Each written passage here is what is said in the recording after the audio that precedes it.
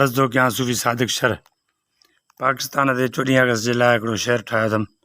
अलाह कयो असां ते अहसान ॾिनई प्यारो पाकिस्तान, आज़ादी मल्हाईंदासूं शौक़ वॾे शान।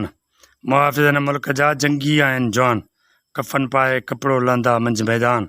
शहादत जे शौक़ में माणींदा आहिनि मान, पोइते न हटंदा जे अची वियो इम्तिहान।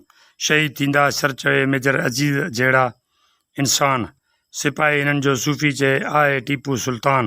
असांजी फ़ौज जो दुनिया में आहे आला मकान, परवेज़ मुशरफ़ काबो बचायो हरामी थिया हैरान। एजेंसियूं असांजियूं आहिनि दुश्मन लाइ तीर कमान, सदर अयूब सिपाहियुनि सां गॾु हुयो ख़ान।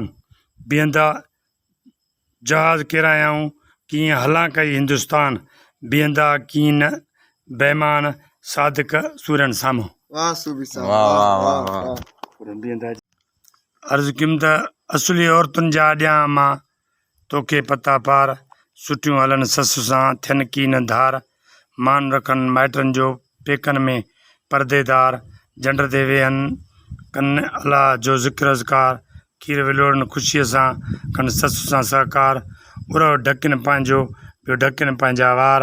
हया सां हलनि सतुर रखियुनि साहिब रब सतार, मुंहुं लॻनि मर्द जे थियनि हू शर्मसार। मुंहुं न ख़राबु कनि मुड़ुस सां भली थोरे मिलेनि मार। मानी पचाइनि महिमाननि जी ख़ुशीअ सां थी ख़िदमतगार, कनि पंहिंजे हथनि सां घर जो सॼो कमुकार। सब्र में रहनि सादिक चए सूफ़ी सभु जमार, ढकी ढकण हार ॾेई पांद पनाह जो।